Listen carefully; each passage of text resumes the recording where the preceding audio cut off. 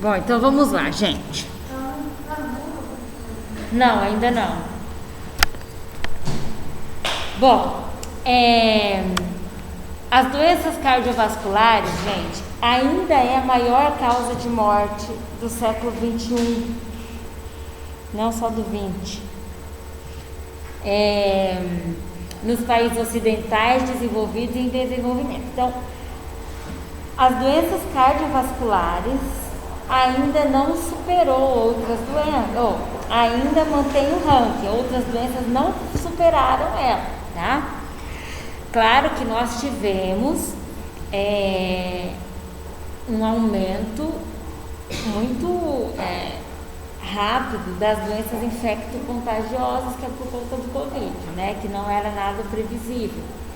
Mas as doenças cardiovasculares continuaram sendo a maior causa e depois o câncer.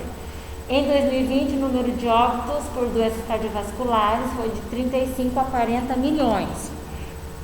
Quais são os exemplos mais comuns dessas doenças?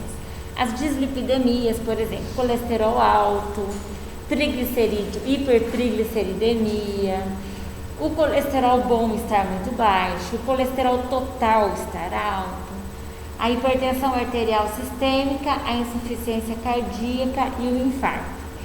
As principais causas, infelizmente, são causas evitáveis, ou felizmente, né? Eu falo infelizmente porque sabendo que ela é evitável, ainda se morre tanto, né? De algo que a gente poderia evitar. Então, as principais causas são os hábitos alimentares inadequados, o fumo e a atividade física. Na verdade, assim, desses três, o que mais está relacionado a essas doenças é o cigarro e depois os hábitos alimentares, o estilo de vida, né? E atividade física. Morre-se homens com mais de 45 anos já é um risco para essas doenças, e mulheres, o risco teórico está acima de 55. Porém, na verdade, o risco existe a partir do maior, né? Todo mundo tem um risco, mas o risco é maior nas mulheres já a partir da menopausa, então não é necessariamente 55 anos, tá?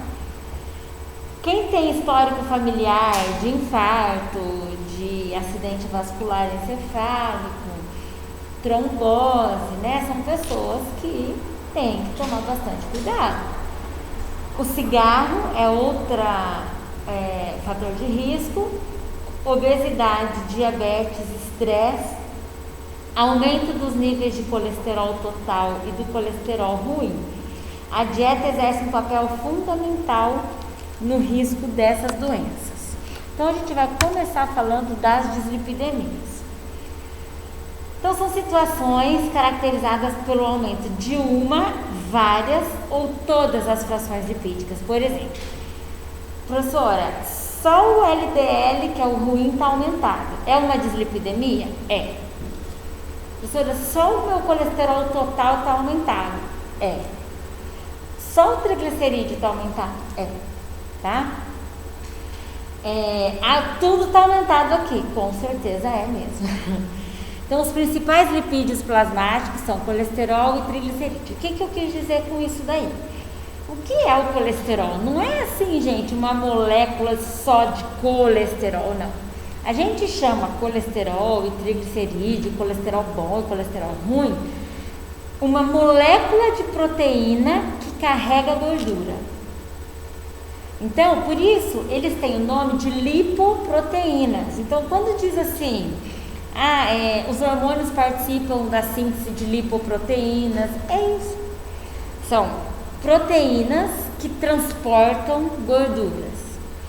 O que faz o LDL ser bom ou ruim?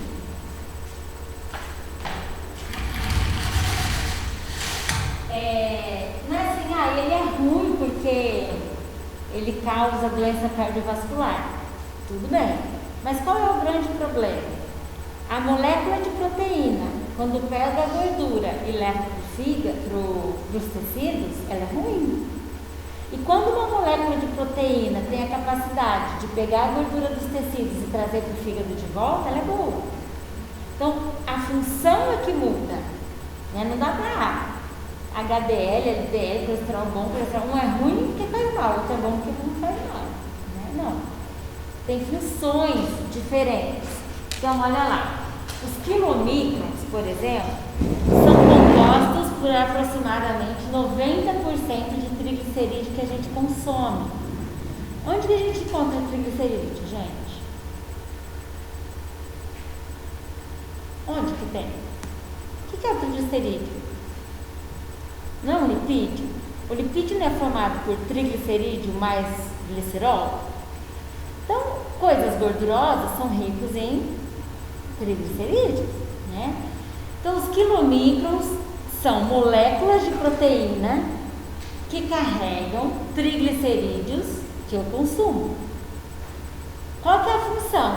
Carregar esses triglicerídeos ingeridos na dieta do intestino até o fígado. Isso é ruim? Não. É natural, é fisiológico. Eu consumi lipídio, o lipídio foi degradado em moléculas de triglicerídeo e de glicerol. O triglicerídeo vai ser levado até o fígado por uma lipoproteína. É como se a gente dissesse, tem um colesterol que carrega a gordura do intestino para o fígado, mas não é esse o nome. Isso é um quilomicron, tá? Então ele não é ruim, o quilomicron.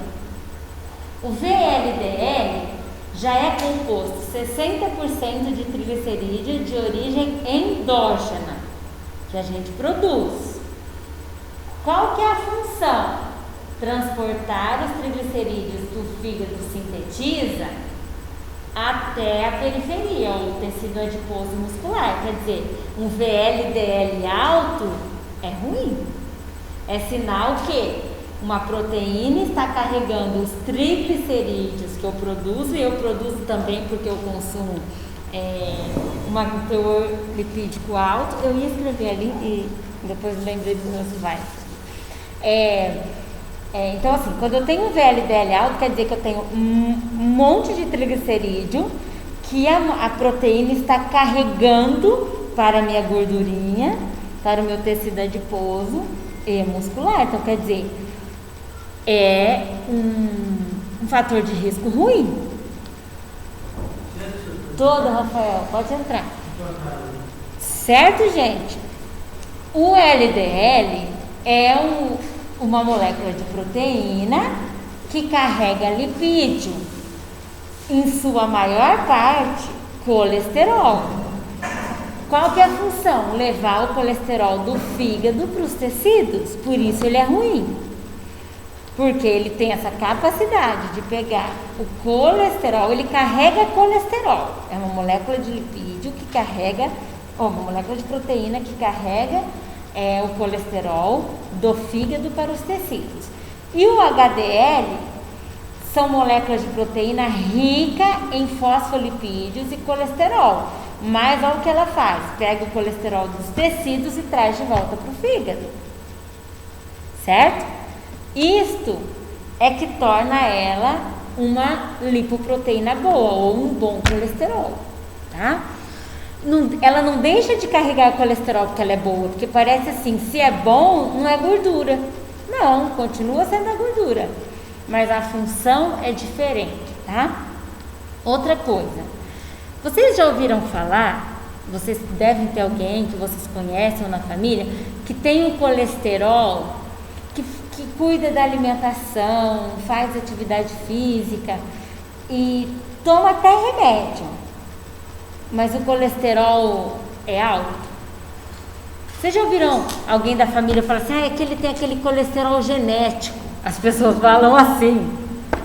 Vocês já ouviram falar ou não? Isso é muito comum. O que é isso? A pessoa cuida da alimentação, ela é toda regrada, ela faz atividade física e o colesterol dela lá 250, 260, já chegou até 300, e daí o médico falou que o colesterol dela é genético. O que é isso? No fígado, os hepatócitos têm receptores de colesterol. Nessas pessoas existe menos receptores de colesterol. Então o HDL até está trazendo o tecido adiposo para o fígado, mas ele não consegue receber e metabolizar. Então ele vai ficando alto mesmo quando a pessoa tem bons hábitos alimentares. Aí precisa da medicação mesmo, porque é uma questão que tem que atuar no receptor. Então precisa das estatinas da vida, entenderam? Mas não é uma... e é genético por isso. Uma mãe pode ter esse tipo de menos receptores e o filho pode ter. É por isso que se dizem assim, é aquele colesterol que não é da dieta. Mas aí tem aquelas pessoas que usam a desculpa, né, de muleta também. Não é, meu colesterol não adianta, eu já fiz dieta e não adianta. Daí eles aproveitam que tem esse, né, e já avisa que não vai adiantar mudar a alimentação.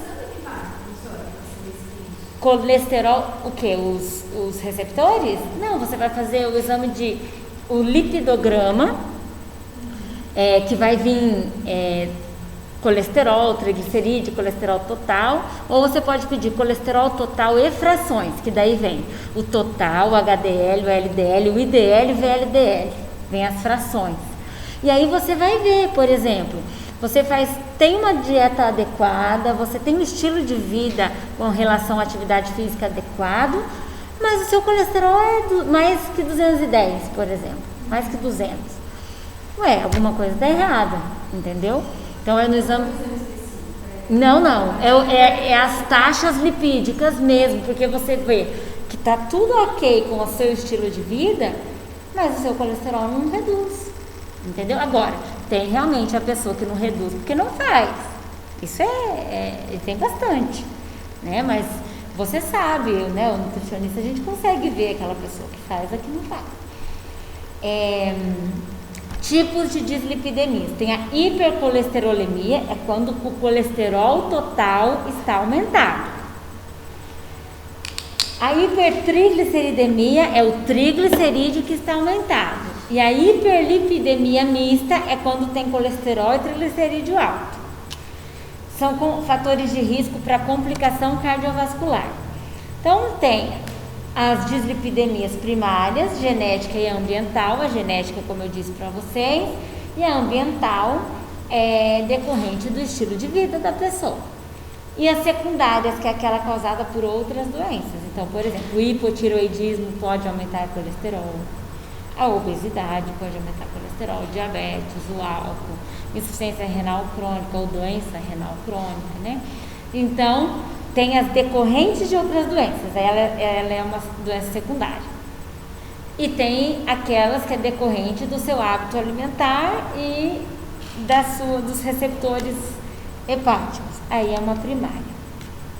A terapia nutricional é a primeira conduta na prevenção ou tratamento da dislipidemia. É como na obesidade, é mudar hábito. Pode ser alimentar ou de vida. Adesão à dieta, necessidade de mudança de estilo de vida e tratamento dietético devem seguir recomendações da American Heart Association. Então, a gente precisa, mesmo que a pessoa venha com essa fala, eu tenho colesterol, já fui 25 nutricionistas, mais em 30 médicos, e não adianta, não abaixa. Beleza, mesmo assim nós vamos propor a alteração da dietética. Oi, Rafael. Doutora, em relação à gordura saturada do colesterol? A gordura saturada. 10% do total de caloria? Até 7% do VCT saturada.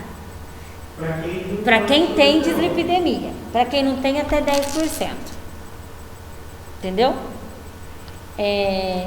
Se a pessoa tem já um risco, também você não precisa chegar nos 10%. Né? Mas ela não é nula. Tá? Porque tem essa, né, tem que ser nulo em gordura saturada. Não tem que ser nulo em gordura saturada, tá? De toda a quantidade energética lá do paciente, até 30% pode ser lipídico. Só que aí o que muda? A distribuição, né? Até 10 de saturada, aí você vai pôr a poli e a mono para completar. E tem alguma porcentagem dessas duas outras? Tem o quê? Da mono e da poli tem uma porcentagem X igual a saturada ou não? Não, a mono tudo vai depender do que você quer para essa pessoa, né? Por exemplo, a monoinsaturada, ela produz menos radicais livres. A poli já produz um pouco mais, porque ela tem mais duplas ligações. Então, por exemplo, quanto mais ômega 3 e ômega 6, mais antioxidante. Entendeu? Inclusive, a gente produz mais com eles do que com a saturada, tá? E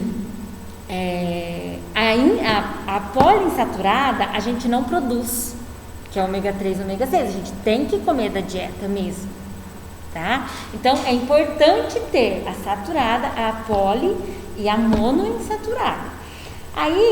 Só que a poli e a mono não atuam no colesterol, entendeu? Elas não vão aumentar o colesterol. Mas assim, se a pessoa cuida da poli e da mono, mas ela come excesso de carboidrato, excesso de proteína, isso vai ser armazenado como gordura. Então, resumindo, ela pode aumentar o colesterol, metabolização do lipídio vai estar aumentada, né? Então ela acaba engordando e aumentando o colesterol por isso também. Não é só por isso que a gente não reduz tanto o lipídio da dieta assim. Ele continua nas recomendações DRIS, porque não é só o lipídio que vira lipídio, tudo em excesso vira lipídio, né? Agora sim, a recomendação é sempre essa: traça saturada, que é o limite, traça poli e mono completa. Entendeu? Por exemplo, 10 de saturada, eu vou dar 25% de lipídio. 10 é saturada, você pode colocar tipo 7 poli e 17, 2, 9, 20, 1, 2, 3, 4 e 8 mono, entendeu? Você que vai fazer essa. Ah, não, eu prefiro dar 7 de saturada. Beleza, aí você distribui o que sobrou nas outras duas, como você quiser. Por exemplo, o ômega 3 tem um potencial mais anti-inflamatório que o ômega 9. Então, se é uma pessoa que tem doença cardiovascular, excesso de peso, a questão inflamatória dela está pior. Então, você dá a poli mais do que a mono. E vai no antioxidante, porque o radical livre também aumenta. Em relação ao ômega 3, eu acho que atua melhor o triglicerídeo do que o colesterol. Exatamente. Isso é verdade. Mas assim, os resultados. Não, é pro triglicerídeo, mas vou te dizer. No colesterol. Não, e assim.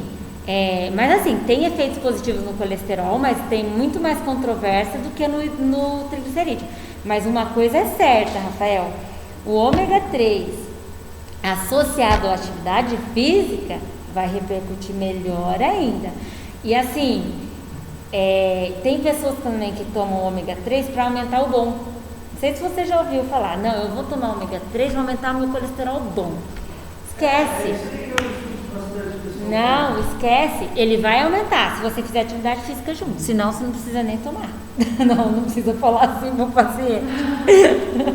Né? Tipo, pode tomar, claro. Assim, mas assim, as pessoas fazem um monte de coisa errada, vai lá e toma ômega 3 e acha que tá dando tudo certo, né? Então. Não, pode falar. Eu ouço bastante a questão de aumentar o colesterol bom para ter menos risco cardiovascular, mas não é assim, né? Não, pior que é. É assim, ó. Vamos supor, Rafael, a Maria Eduarda, ela está com o colesterol ruim alto, o LDL. E o Vitor está com o colesterol ruim alto e o bom baixo.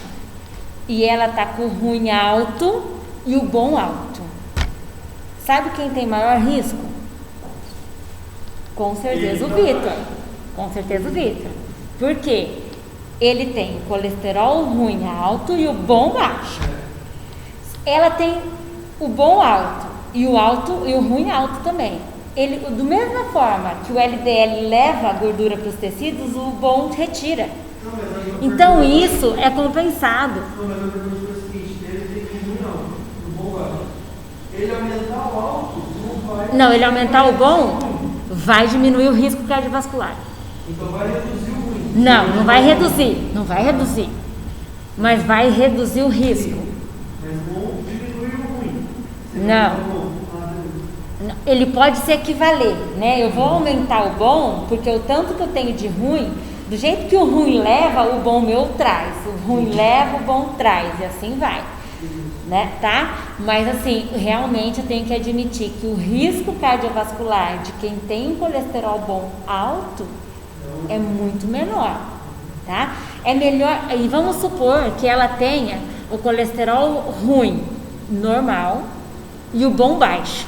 E o Vitor tem o colesterol ruim, alto, e o bom alto. Ele está melhor que ela, por causa do bom.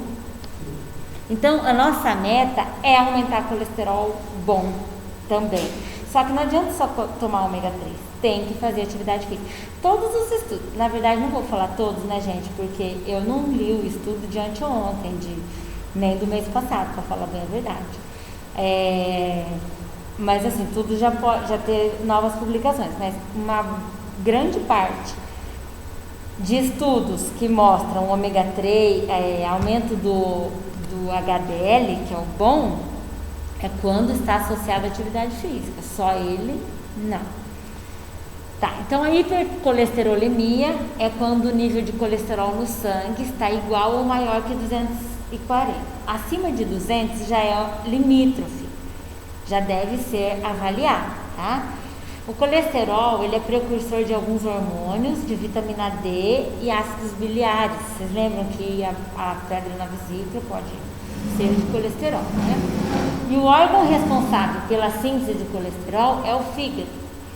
E ele é encontrado somente em produtos de origem animal. Isso é certo, acabou. Não existe esse negócio, todos os óleos têm. Não contém colesterol. Não contém mesmo. Não é só aquela marca que não contém. Não contém porque ele não é de origem animal. Um dos nossos objetivos com quem tem colesterol alto é fazer com que essa pessoa tenha o peso mais próximo do adequado. Reduzir os níveis de colesterol para menos de 200. Na verdade, gente, eu até vou... Se eu não me engano, esses níveis de colesterol teve uma atualização para eu acho que ele está 160 agora. Eu vou depois, antes de terminar a aula, vocês me pedem para ver isso para vocês. E manter o HDL acima de 40. Tá? Eu quero um HDL acima de 40, para homens e para mulheres. Lipídios de 25% a 35%. Olha para vocês verem, a recomendação não deixou de ser recomendação DRIS. Menos de 7% da gordura saturada, até 10% de poli e o ômega e o... Dá 170. Dá o quê? 170? Depois eu vou arrumar no meu aqui. Vê o total para mim agora. Só que você está pegando da sociedade de... Não, estou pegando 3 anos. Não, tá bom. Então olha aí nos exames. Eles têm uma referência embaixo aí. Até 19 anos inferior a 170, 20 anos a mais inferior a 190. Tá, vê qual que é a referência deles. Porque eles têm que pôr embaixo do exame. É isso daí que eu acabei de falar. Não, a fonte. Tá. Sociedade do coração, sei lá da onde. Não, tá bom. Então depois eu vejo. Hã? Depois eu vejo. Mas realmente mudou mesmo. Quando eu vi 200 ali, eu lembrei que tinha mudado. Então, ó, até 10% do poliinsaturado, ômega 6 e ômega 3. A razão, ômega 3 para 6, 4 para 1, reduziu mortalidade em 70%. Olha como é que a razão para doenças realmente é uma razão bem menor do que é recomendado para a pessoa saudável. Até 20% dos monoinsaturados, colesterol menos que 200 miligramas por dia e, gente, gordura trans é de lascar. Elas, é aquele negócio que eu já disse para vocês, além delas aumentarem o colesterol ruim, elas diminuem o bom. Então, quer dizer, ela é pior que a saturada. Então, gordura trans, produtos de panificadora, né? A gente tem que tomar muito cuidado. Margarina, porque elas, além de afetar o ruim, afetam o bom também, tá? Carboidrato de 50% a 60%, proteína 15% e aumentar as fibras. Restringir o consumo, miúdos, né? É que a gente tem, o brasileiro tem isso, né? O miúdo é muito saudável e tal.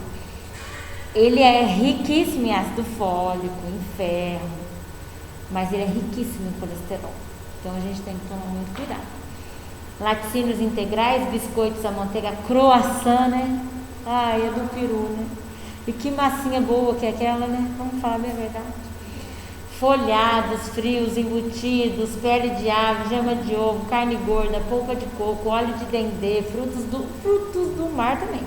Porque a gente tende a achar que o fruto do mar, nossa, super saudável, né? E ele é rico em colesterol.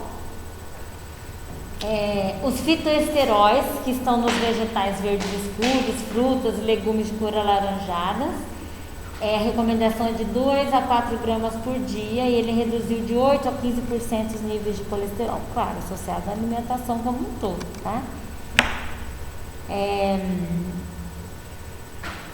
As fibras solúveis, de 5 a 10 gramas por dia. As solúveis estão nas polpas, na aveia, por exemplo. É a polpa das leguminosas também, polpa das frutas. A proteína de soja melhora os níveis de colesterol. Cuidado com esse suco de soja ali, porque o tanto de açúcar que ele tem, né, é melhor do tradicional. O ômega 3, a quantidade ideal não está bem estabelecida. O que se recomenda é pacientes sem doença cardiovascular documentada, peixes 2 vezes por semana e com doença 1 grama de EPA e DHA todos os dias. O uso de antioxidante é recomendado por inibir a oxidação das LDLs, então é importantíssimo que a gente associe essa dieta a fruta e verdura, tá, gente? Da melhor forma possível. Pode ter a refogada, cozida? Pode, mas vamos manter sempre a verdura crua também, a fruta não manipulada também, porque para ter o máximo de nutrientes e antioxidantes possíveis. Reduz a aterogenicidade, reduz risco de doenças cardiovasculares. A vitamina E também deve ser considerada como antioxidante. A vitamina C a gente já considera sem falar. Os flavonoides e os carotenoides também, ó. Tudo isso a gente encontra, fruta, verdura, legumes, não tem jeito, não dá para escapar deles. A recomendação dietética, isso aqui é um resumão. Lipídios, 25 a 35%, saturado, menos que 7, poli até 10, mono até 20, colesterol menos de 200, carboidrato, proteína, fibra. Isso não mudou, tá, gente? Essa recomendação continua para quem tem problemas com dislipidemia. E aí vem aquela questão que algumas pessoas já ouviram falar. Calma aí. Deixa eu ver a observação que eu pus aqui. Ah, tá. As pessoas já ouviram falar do café. O café aumenta o colesterol, né? Não é que aumenta o colesterol, mas ele contém substâncias lipídicas no grão, o cafestol e o caveol. Então, assim, aquele paciente com doença, com dislipidemia, que toma café o dia inteiro, não vai dar para ser assim, mesmo que ele coloque, toma sem nada. Não, mas eu tomo sem açúcar, sem adoçante, sem nada. Não, a gente precisa limitar, tá? Esse café, sei lá, desenvolveu aqui, entende? Café, não sei o nome da pessoa que lida com café lá, ele fala que esses filtros comuns que a gente usa, ele retém um pouco. Retém, isso mesmo. Exatamente. Não é uma coisa boa para quem aprecia o café. Exatamente. Não, quem aprecia o café não gosta do filtro. Porém, eles ajudam a retirar mesmo. E o filtro de papel retira mais do que o de pano. É isso mesmo. Não li nada sobre isso, assim. Mas mesmo assim é algo que a gente precisa limitar, né? Pela cafeína, por ele ter uma doença cardiovascular, né? Então deve ser limitado. Sobre os peixes ainda, teve um trabalho. Do mercúrio? Do mercúrio?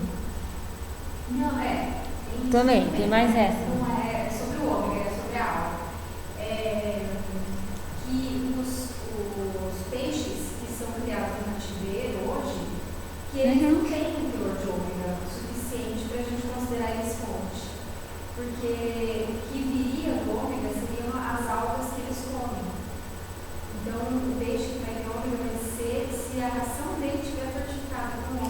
Na verdade, isso faz realmente sentido, porque a alimentação é muito importante, tipo, com relação à gordura. Lembra que eu falei para vocês que o leite materno, assim, a proteína, não é porque eu tenho uma dieta hiperproteica que o meu leite vai ser, mas vai ser hiperlipídico, então isso faz sentido. Mas hoje tem-se usado ração com ômega 3 mesmo, né?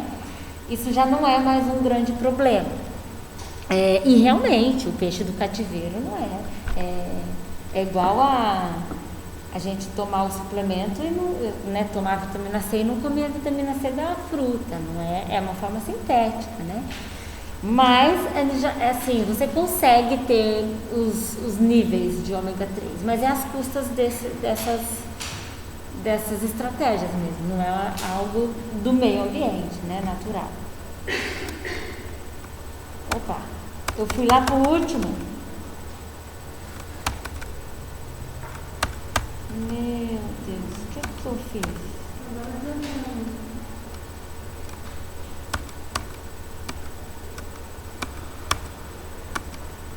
Então, podem elevar os níveis de colesterol total e do colesterol ruim, dependendo do modo de preparo do café, porque os coadores, principalmente o de papel, retém e o de pano deixa passar mais, né? Com relação à hipertrigliceridemia, eles são obtidos pela dieta ou produzidos endogenamente a partir da esterificação do glicerol com 3 moléculas de ácido graxo no tecido hepático ou adiposo, ou seja, quando eu tenho acúmulo de triglicerídeo, eu tenho um tecido adiposo aumentado, seja ele nas artérias, né, subcutâneo. A dosagem de triglicerídeo deve estar menor que 150. As lipoproteínas com triglicerídeos são geralmente aterogênicas, elas são muito piores do que a do colesterol, né? Então uma pessoa, meu colesterol é perfeito, só o meu triglicerídeo que não. Então temos que cuidar, porque o triglicerídeo é mais aterogênico, porque ele pode levar a pessoa a ter chovendo. Então, eu vi um barulhinho mesmo legal, eu vi vocês olhando, aí eu falei, vai ver que ele dá mais risco de infarto, né, de ter um trombo ali, do que o próprio colesterol. O objetivo é verificar a causa. Muitas pessoas têm triglicerídeo alto pelo excesso de álcool. Outras porque tem excesso de peso, outras porque come demais. Nem tem excesso de peso, mas tem o excesso calórico. Reduzir os níveis desses triglicerídeos e manter o peso próximo do normal.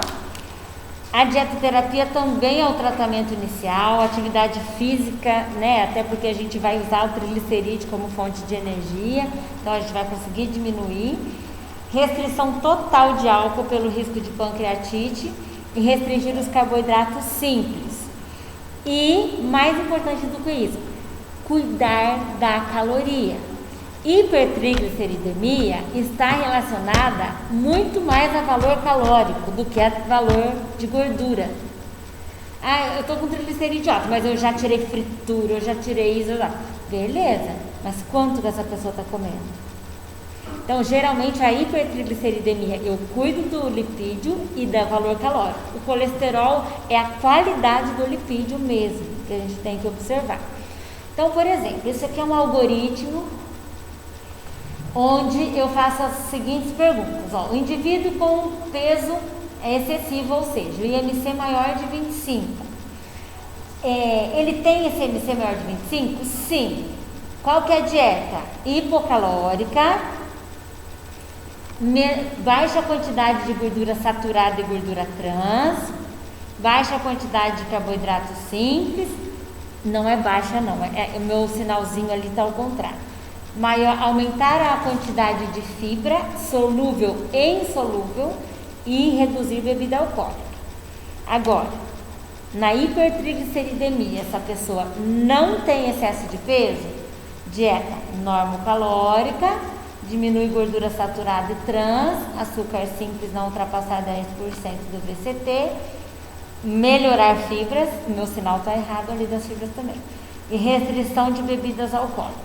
Então, assim, geralmente a pessoa que tem triglicerídeo alto, ela geralmente, não é uma regra, mas é comum, ela está associada a um excesso de peso. O colesterol não necessariamente. Você fez, beleza, então eu vou cuidar já de uma dieta normocalórica. Agora, se o IMC dela está mostrando sobrepeso, eu vou seguir o caminho da esquerda. Se não está mostrando, vou seguir o da direita. Agora, mais um parênteses. É um praticante de exercício físico assíduo e tem IMC 26, não dá pra gente só considerar IMC como diagnóstico nutricional, tem que fazer percentual de gordura, tá? Quando a hipertrigliceridemia está de 200 a 500, controlar o peso, atividade física e medicamento. Quando está mais de 500, tem um risco já de pancreatite, tem que diminuir a gordura para 15% do VCT, daí começa a ser hipocalórica mesmo. Hipolipídica, desculpa. Aumentar as fibras solúveis e controlar o açúcar da dieta. Não é só controlar açúcar, porque eu ouço isso também. Não, é que minha mãe tem o triglicerídeo alto, eu já sei que ela não pode comer doce. Mas como é? Quem que falou que é só doce? É o caloria no geral, né? Tem que cuidar do lipídio também, E, gente, não é incomum um triglicerídeo maior de 500. É comunzérrimo a gente encontrar isso em consultório, tá? E não dá dor, né? Porque quando ele tem dor, tá infartando, ele tá lá no hospital. Então, quando ele tem um triglicerídeo alto no seu consultório, para ele é uma coisa natural. Não é natural. O risco da pancreatite está instalado. Pancreatite, vocês lembram, morre, né? Vocês lembram disso? Recomendações gerais: verificar rótulos, restringir carnes vermelhas para 3 vezes por semana, preferir aves e peixes, leite semi ou desnatado e queijos como requeijão, ricota, cottage ou coalho, também é um queijo bem aceito, ele tem sabor que as pessoas gostam. E preferir os alimentos ricos em fibras. Evitar os amanteigados, molho branco, tudo aquilo que tem margarina, que tem gordura, leites e derivados na forma integral, 5 queijos, 7 queijos, 3, né? Aquele molho branco, bechamel, que chega, puxa assim, né? De tanto queijo. Então não vai dar. Aquele pastel, né? De queijo. Gente, o pastel de queijo, ele pinga óleo, né? Que, Vitor?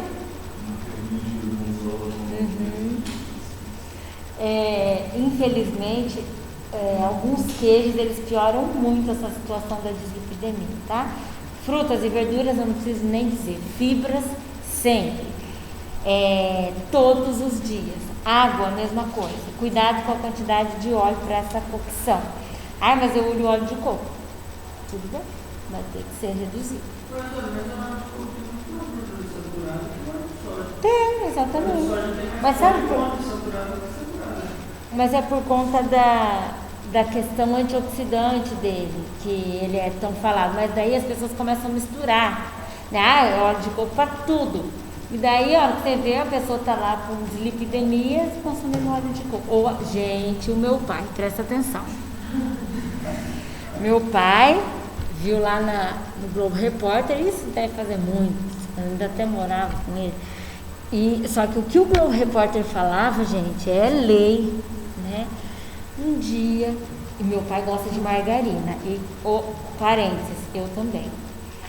Aí, mas isso é um hábito, olha pra você como que a casa da gente faz. Na minha casa sempre consumiu margarina. Eu abro mão de qualquer coisa no pão pela margarina. Adoro margarina, infelizmente. E o meu pai também. Mas a margarina dele, assim, é um tolete. Cobre, você não vê o miolo do pão, você não vê nada do pão. Tudo bem. Aí ele viu no Globo Repórter, né, que a margarina é ruim, né? Tem que ser o Globo Repórter falar, porque a filha do Sanis não adianta. E o azeite é bom, né? Menina, depois disso, eu chegava na minha mãe, eu me lembro, que eu chegava bem na hora que ele estava tomando café da tarde, assim, que é a hora que ele chegava. Ele pega o pão francês, pega o azeite, ele rega o pão. Entendeu? Assim, como se fosse a margarina. Entende? Como é que é? Olha para vocês verem como que as pessoas são assim, o Globo Repórter mandou fazer tal coisa, que é bom. Bom pra quê? Nem sabe pra quê. Né? E eu tinha isso na minha casa, gente. Eu vi isso com magnésio. Meu pai, olha, quantos dias eu abri aquela geladeira, tinha um magnésio dissolvido lá na água, que ele tá tomando magnésio, para dar dor de cabeça, ele dormir bem. Ele dorme, no meio de todo mundo, ele ronca alto. A gente tá almoçando, um monte de gente, música alta. Ele almoça, aí ele encosta assim, e ele põe a cabeça na parede, e ele consegue dormir. Mas ele toma magnésio para ele dormir bem. Porque o Globo Repórter disse que é bom. Mas os antigos não faziam. Não, e eu vou te dizer, o meu pai, ele tem 62 anos. Meu pai tem uma cara de jovem ainda, mas ele tem uns hábitos de velho, que olha, é só Jesus. O dia que eu vi o azeitão dele lá, eu falei, acabou, gente, deu pra mim, né? Porque não tem o que fazer. Desisto. Não, aí é assim também. Minha mãe não podia fazer assim uma farofa. Por quê? Ela picava lá o bacon, a calabresa, né? Colocava cebola, alho, daí fica aquele cheiro gostoso, né? E aquele óleo do bacon, junto com aquela calabresa. Daí, menino, ele ia lá, catava aquele negócio lá assim. Não, calma que eu tenho que pôr no meio do pão. Entendeu? Então assim, gente, é difícil. O santo da casa não faz milagre mesmo. Só que meu pai, ele não foi obeso, ele teve excesso de peso. Hoje ele é bem magro, assim. Mas ele mudou. Magnésio. Mas ele mudou o estilo de vida. Ele mudou o estilo de vida dele. Ele vai para Mandaguari todo dia de manhã e de tarde, entendeu? Mas uma pessoa que se preocupa, mesmo assistindo o Globo Repórter, eu vejo isso de uma forma positiva. Está antenado, então você Sim. melhorias, né? Só no... vai errando um pouco a fonte ali, mas se está preocupado... Tá, não. E ele tem irmãos diabéticos, né? Então ele tem um medo, inclusive a glicemia dele, hoje ele é diabético, na verdade. Mas sempre esteve ali no 110, 115. E engraçado que ele melhora a alimentação, ela caía, mas até que foi para 400, né? Aí depois disso ele se cuida e ele tem um peso adequado hoje. Também tem glicemia adequada, mas é outra vida. Não tem jeito, gente. Tem que mudar estilo de vida. Aquele fundo da panela de bacon e calabresa, também minha mãe, eles são separados, acho que não tem mais que ele pegar, né? Então, acabou isso daí na vida dele. Isso ajudou no final das contas. Mas o estilo de vida não tem jeito, gente. Tem que ser mudado. Então, os amanteigados, todas aquelas coisas que a gente falou, a gente tinha falado desse slide, né? Beleza. Com relação à pressão alta. Ô Ju, eu falei 62, eu enxergo mal, é 82 os slides. Você vê como é que meu olho tá bom. Vamos lá. Hipertensão arterial sistêmica. Condição patológica multigênica, fisiopatogênica, de várias causas, né, gente? Caracterizada por elevação dos níveis de pressão acima de 14/9. Uma pressão adequada, gente, é 120 por 80 milímetros de mercúrio, que é o mmHg. Mas assim, quando que a pessoa é medicada? Quando ela está acima de 140 por 90. Isso é o protocolo, tá? E assim, gente, tem pessoas que a pressão tem um nível menor, né? A minha pressão sempre é 11/6, a minha sempre é 11/9, a minha é 12/8. Essa pessoa que tem 11/6, o dia que está 13/9, ela não se sente bem. Mas tem pessoas que têm uma pressão 13/9 e vivem muito bem, obrigado, e não é hipertenso, tá? Quais são os fatores de risco para a pressão alta? Idade, etnia e gênero, mulher afrodescendente com excesso de peso são os que têm maior risco. Pessoas com obesidade, sedentarismo, consumo de café mais de 3 xícaras por dia e consumo elevado de bebida alcoólica.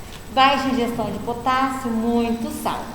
Consumo médio de sal, hoje, no Brasil, é 12 gramas por dia. O recomendado é 6, quer dizer, o brasileiro come o dobro de sal que deveria.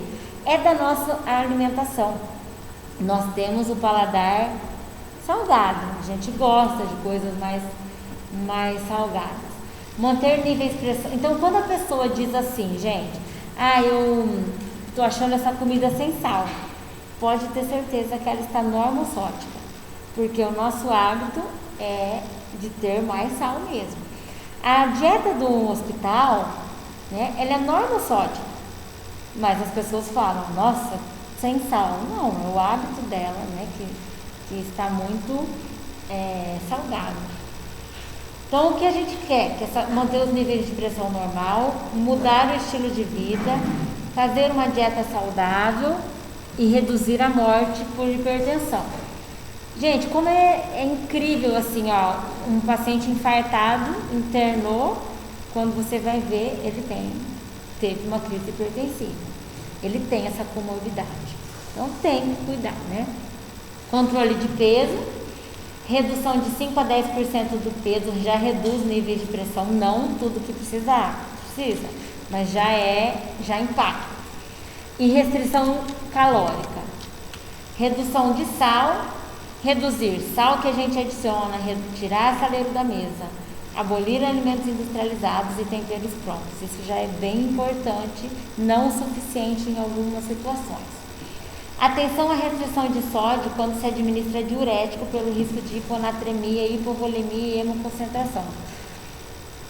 Os hipertensos tomam remédio de pressão que geralmente está associado a um diurético, furosemida, hidroclorotiazida, clortalidona, são os mais comuns. Se ele usa diurético, talvez você não precise reduzir tanto sal assim, porque ele perde muito sódio. E essa perda de sódio causa uma indisposição nessa pessoa. Então tem que investigar qual a medicação, tem que pedir um exame de sódio para a gente ver se o diurético está dando conta de normalizar. Às vezes não está, às vezes está diminuindo demais o sódio dessa pessoa também. Uma prescrição de dieta hipossódica é permitir até 6 gramas de sal por dia. Ou adicionar. Por que eu falo adicionar é diferente da quantidade total? Porque o pão já vem com sal. Vocês concordam que alguns alimentos que a gente já compra, ele já tem o sal dele mesmo? O adicionar é o adicionar à comida, tá? No máximo 4 gramas por dia. E o restante é o sal intrínseco dos alimentos, que já tem sódio em alguns alimentos, nem só industrializados. Estimular o uso de ervas aromáticas, cebola, alho, salsa, cebolinha, todas as ervas aromáticas podem ser usadas. E pode-se utilizar o substituto do sal, o sal light. Porém, cuidado, porque às vezes o sal light ele tem menos, às vezes não, ele tem menos sódio, mas a pessoa usa o triplo. Então, melhor ficar no normal e cuidar. Senão tem pessoas que, vou comprar o pão que tem menos calorias, né? Mas ele come 3 fatias, come um pacote inteiro do pão, porque ele é diet, né? As pessoas têm isso, ele é diet, pode comer, não tem problema não, né? Então a gente tem que orientar isso para a pessoa, porque o pessoal da hipertensão fala isso pra gente, pode ser o sal light? Pode, nessa quantidade, o que difere é a quantidade, você vai continuar colocando tanto de sal, light ou não light. Então talvez seja melhor.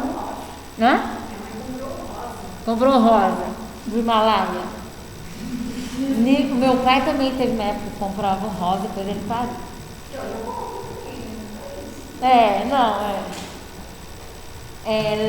Níveis de restrição de sódio. Quando a dieta tem uma restrição leve, é o permitido DRIS. Moderada 1000 mg, acentuada 500 mg, e absoluta 250 ou nada. Existe dieta assódica? Existe.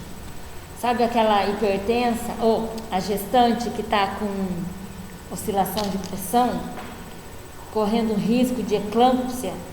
né? Porque a eclâmpsia você pode perder o nenê e a mãe, ou né? E aí nessas situações eu já vi muita prescrição de dieta assódica. Então é sem adição. Aí a aceitação é muito baixa, né? Tomar uma sopa assódica é uma aceitação baixa. Não tem jeito. Aumentar o consumo de alimentos ricos em potássio. É bem importante isso, gente. Todas as verduras e frutas têm uma quantidade boa de potássio.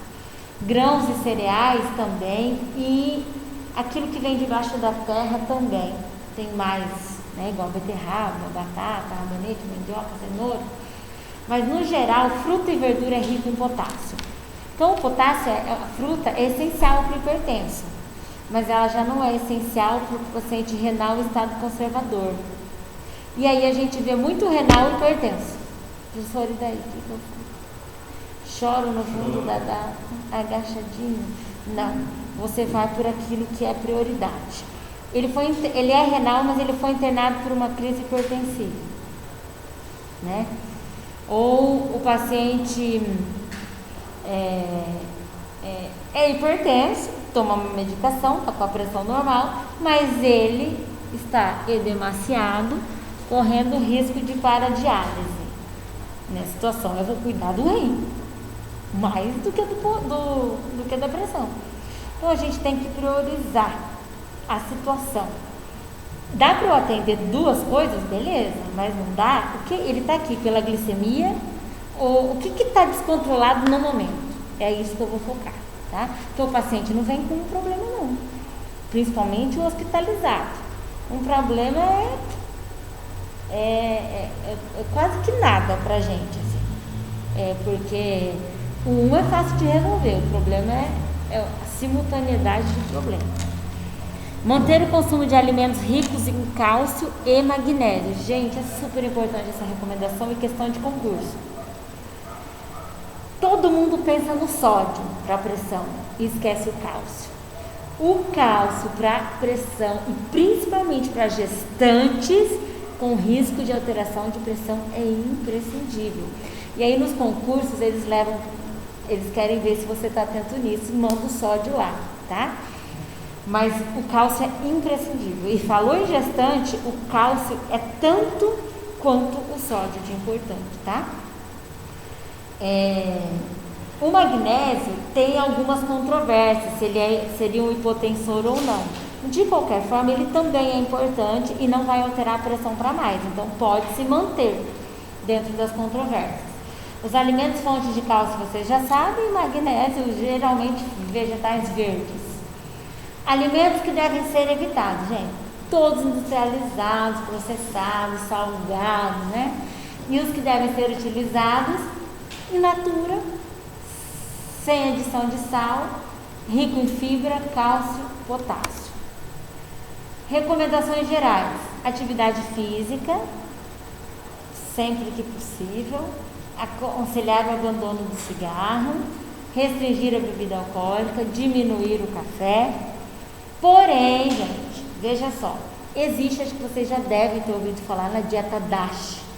Vocês já ouviram falar? Não? O que é a dieta plano alimentar DASH? Foi feito um estudo para ver assim, será que só retirar sódio é suficiente para um paciente com pressão alta? Ou se eu aumentar o potássio e todo o resto, cálcio, eu consigo fazer a mesma função do retirar sal devido à aceitabilidade da dieta? Então veja só, a dieta DASH equilibra macro e micronutrientes de uma maneira ideal para redução expressiva de pressão. Então na dieta DASH tem fruta, verdura, grãos, oleaginosas, integrais, leite desnatado, quantidade reduzida de gordura saturada, reduzida de colesterol, bastante fibra, potássio, cálcio e magnésio. E associada a uma dieta normossódica, não hipossódica. E o que viu é que a sua eficácia na pressão está associada ao conjunto e não só ao sódio. Então a gente pode fazer uma dieta normossódica que contemple o cálcio, o magnésio, as fibras, as calorias adequadas, sem a pessoa sofrer tanto. Mas a questão é que o nosso paladar é hipersódico. Então o normo para a pessoa já é hipo, tá? Então essa é a grande questão, mas não tem necessidade da dieta ser estritamente hipossódica. A gente vai fazer o normo, que já tende a ser hipo para nós brasileiros, mas fazer o conjunto, fibra, verdura, antioxidantes, fitoesteróis, né? A dieta fracionada, água, é um conjunto de coisas, tá? Então a dieta DASH também é muito falada nos artigos. Quando vocês buscarem algum artigo sobre pressão, vocês vão ver falar disso. É isso que ela quer dizer, uma dieta completa que tem o mesmo efeito que uma dieta hipossódica. E essa dieta, só para vocês entenderem como ela foi trabalhada com o paciente, ela foi feita nessas seguintes quantidades. Cereais e grãos foi de 7 a 8 porções, vegetais 4 a 5, frutas, mas pode ver, vegetais e frutas em grandes quantidades, né? Laticínios sem ou com pouca gordura, carnes 2 ou menos, sementes, nozes e leguminosas de 4 a 5 vezes por semana, gorduras e óleos de 2 a 3 e doces 5 vezes por semana. E ainda assim essa dieta se mostrou eficiente. Nível de pressão, tá? Que horas são? 21. Ainda dá tempo de eu falar da insuficiência cardíaca. Eu deixo o infarto para quarta. Então, a insuficiência cardíaca é a incapacidade dos ventrículos em bombear quantidades adequadas de sangue para manter a necessidade periférica. Então, por exemplo, é enfraquecimento do pulmão, ou do coração. Sabe quando fala assim, ai, tadinho, tá com o coração fraco? Insuficiência cardíaca, o sangue não está conseguindo manter sua função fisiológica adequada. Quais são as principais causas? Principalmente está relacionada à idade, tanto que a gente vê os idosos têm coração fraco, né? Ah, não, minha mãe já está bem velhinha, já tem problema de coração. Não sabe qual é o problema, né? Muitas vezes é insuficiência cardíaca. Então, pacientes abaixo de 65 anos, geralmente as principais causas é uma hipertensão, doença coronária, infarto, disfunção de ventrículo ou alguma doença congênita. Quando está acima de 65 e tem insuficiência cardíaca, geralmente é hipertensão arterial e hipertrofia do ventrículo decorrente da hipertensão. Então, a hipertensão deve ser controlada no paciente. E eu vejo muito assim no consultório. O senhor tem pressão alta? Até no hospital acho que eu vejo até mais. O senhor tem pressão alta? Não. Quais os remédios que o senhor toma? Ah, toma atenolol, clortalidona, né? Então, assim, não, ele não tem pressão alta aí, mas o remédio que ele toma é para pressão. Então, eu vejo que as pessoas entendem assim, que uma vez que ela toma remédio, ela não tem mais aquele problema. E, infelizmente, não existe isso, né? Ela é diabética mesmo com a glicemia controlada, ela é hipertensa mesmo com a pressão controlada. Sintomas: falta de ar é o principal deles. Edema periférico, que nas extremidades, fadiga, edema de pulmão, tosse, isquemia cerebral, sudorese, o escurecimento das extremidades e pouco urina.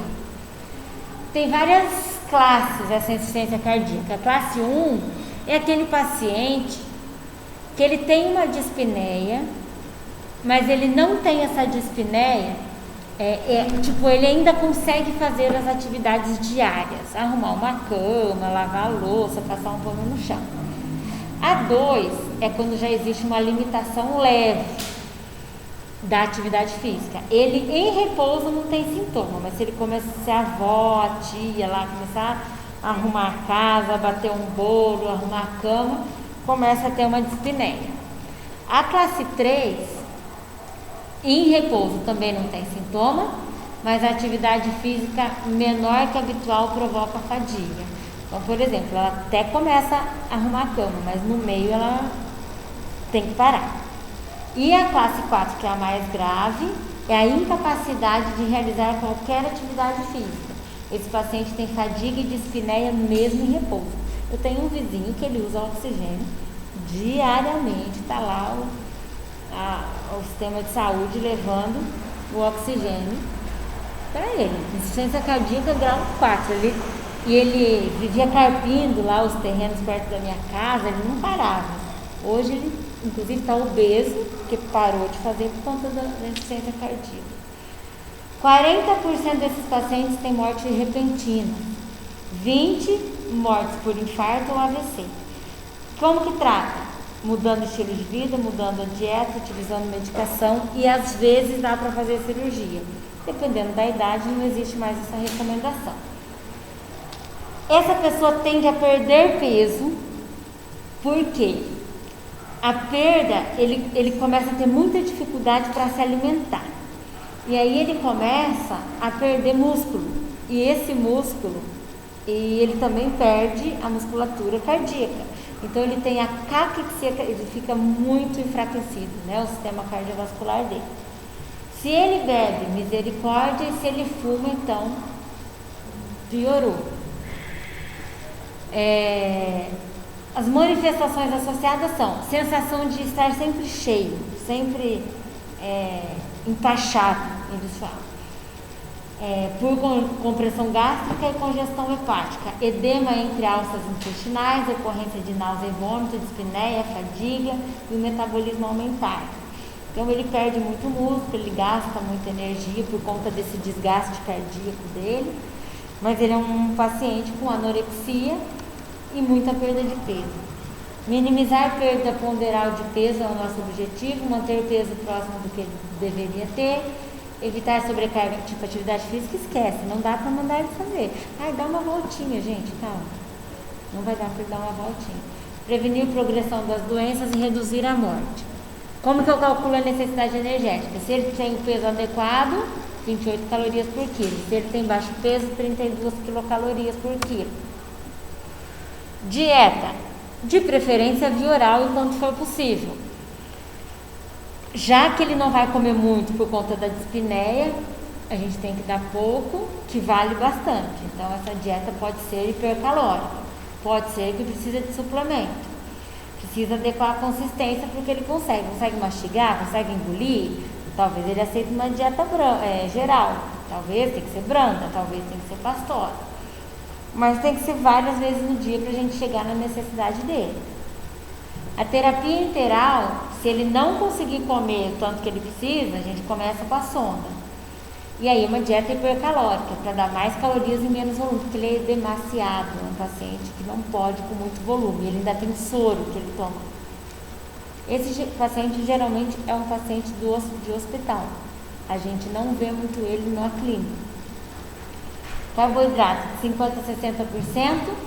Misturar simples com complexo, claro que o complexo vai ter que ganhar. Maior dispneia, daí tem que reduzir mais ainda o simples. Lipídio, 25 a 30%, maior consumo de poli e monoinsaturada, colesterol até 200, e se houver dislipidemia, uma década de dislipidemia. Tem insuficiência cardíaca e hipertrigliceridemia, cuidado com as calorias. Embora eu preciso dar mais calorias, eu tenho que cuidar por conta do triglicerídeo dele. Proteína, norma hiperproteica, na desnutrição avançada chega até 2 gramas por quilo, se ele for eutrófico 1 grama por quilo, e se a função renal dele estiver prejudicada, vai para 0,8 gramas por quilo, e dependendo da função renal chega a 0,6, vocês lembram, né? Que daí ele já vira um paciente renal. Sódio, restrição de até 2 gramas, diurético diminui zinco e potássio, provavelmente tem que suplementar. Reduzir os alimentos processados, enlatados, embutidos, mas eles nem comem. Para falar bem a verdade, eles nem comem. E utilizar ervas aromáticas para melhorar o sabor. O potássio, a hipocalemia pode causar toxicidade digital. Esses pacientes, eles falam assim pra gente, ó. Eu não tenho fome, eu não tenho vontade de comer porque eu fico com gosto de ferro na boca, com gosto de metal na boca. Isso é por conta da medicação. Geralmente a digoxina, não sei se vocês já ouviram falar, é uma medicação que altera muito o paladar, e essas pessoas daí que não comem mais. E aí ela pode ter a toxicidade também por essa medicação, tem náusea, vômito, desconforto abdominal, arritmias. Isso também pode ser causado por baixo potássio, por isso eles usam muito diurético, então eles perdem muito potássio. É um mineral que tem que avaliar dia sim, dia não. Usar verduras, frutas e leguminosas, se comer. Se não, dieta integral e suplementação. Magnésio pode estar diminuído devido ao uso de diuréticos também, lembrando dos vegetais verdes escuros, se comer. Líquido, se for para aquele paciente da classe 3 e 4, tem restrição líquida. Não dá para tomar o tanto de líquido que quiser por conta do edema. A restrição nem sempre é necessária, só quando tem edema mesmo. Isso vai depender da monitoração do peso, da insuficiência cardíaca e do balanço hídrico. Resumindo, depende do edema. Eu restringo o líquido se ele tiver demasiado, senão o líquido pode ser oferecido na quantidade adequada para aquela pessoa, tá? Alguma pergunta, gente? Não?